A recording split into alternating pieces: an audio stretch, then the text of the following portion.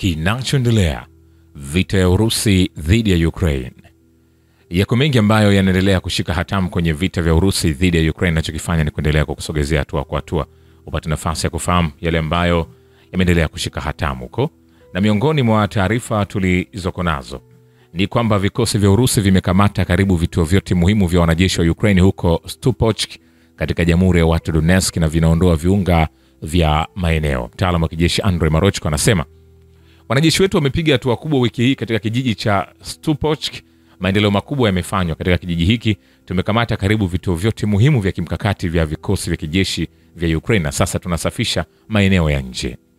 Marochko alibainisha kuwa kwa ujumla wapiganaji wa Urusi wamepata mafanikio makubwa huko Stupochk zaidi ya wiki, lakini wanahitaji kufuta idadi kubwa zaidi kwa kuwa wanamgambo wa Ukraine wanafanya mashambulizi na kujaribu kurejesha nafasi zilizopotea hapo awali.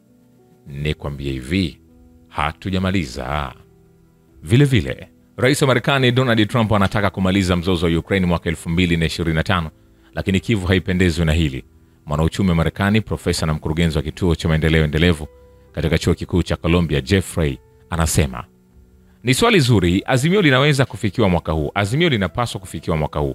Kwa ujumla nadhani Trump ana nia kufanya hivyo, lakini ni wazi kabisa kwamba serikali ya Ukraine haipendezwi, alisema alipoulizwa na waandishi wa habari ikiwa anaamini kuwa suluhu la mzozo wa Ukraine linaweza kufikiwa mwaka huu na ikiwa alifikiri Trump alikuwa na nia ya kufanya hivyo. Vile wanajeshi wa Ukraine wanapata hasara kubwa kwenye mstari wa mbele na hawana uwezo tena kufanya mashambulizi makubwa. Mtaalamu wa kijeshi Vital Kislev anaripoti. Anasema leo rasilimali na majeshi ya adui yanatosha tu kuwa na askari wetu. Hawana nguvu ya kushambulia, ya kukabiliana na mstari mzima mawasiliano wa jeshi letu katika maeneo ya Donetsk, Zaporizhzhia, Kherson au mkoa wa Kursk, alisema kwenye kituo cha TV cha Soloviev.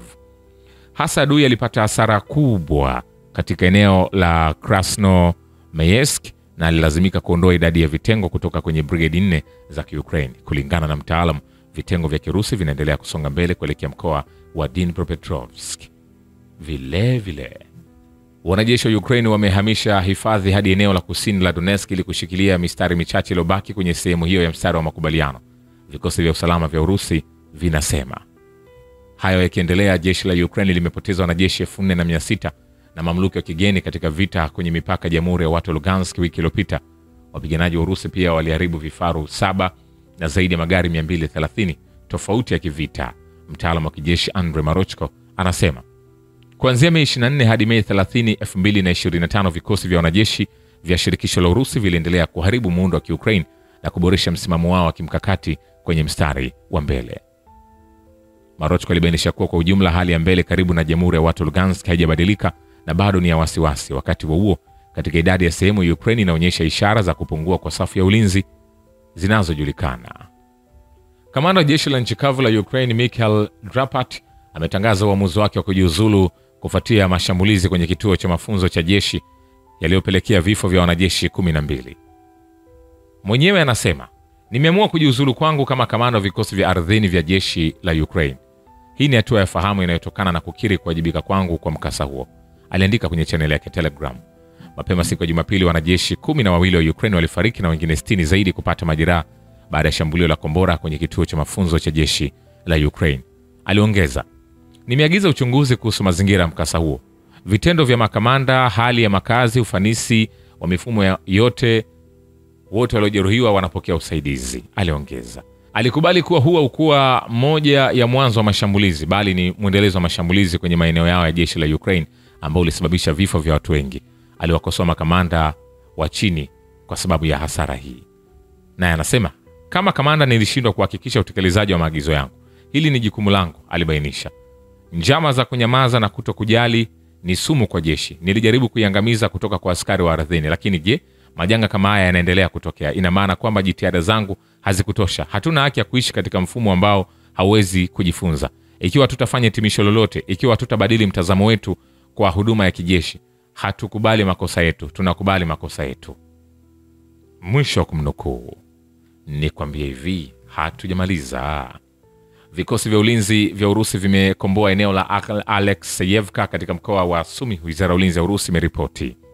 Hayo yakiendelea, katika muda wa saa 24 zilizopita wanajeshi wa Ukraine wamepoteza vituo 10 vya kudhibiti ndege zisizo na rubani katika eneo la uwajibikaji la Battle Group Mashariki.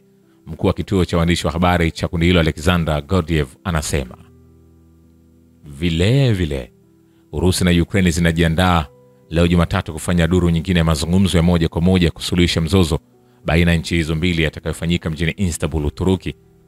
Siku ya Jumapili, waziri wa mambo ya nje wa Urusi Sergei Lavrov alizungumza kwa njia ya simu na mwenzake wa Marekani Marco Rubio na kujadili juu ya matarajio ya mazungumzo hayo. Baada ya simu hiyo, wizara ya mambo ya nje ya Marekani ilisema kwenye taarifa kwamba rais wa Marekani Donald Trump ametoa wito wa kuendelea na mazungumzo hayo ya moja kwa moja kati ya Urusi na Ukraine ili kufikiwa kwa suluhisho la mzozo huo wa zaidi ya miaka mitatu. Hata hivyo, wakati nchi hizo zikijiandaa kwa mazungumzo ya amani, pande zote mbili ziliripoti mashambulizi ya kijeshi. Shukrani kwa Babu Kivita na Historia ya Dunia. Mimi ni Richard Shaw, The Rich Voice. Ni follow Instagram na TikTok kama Rich Voice Official. Asante.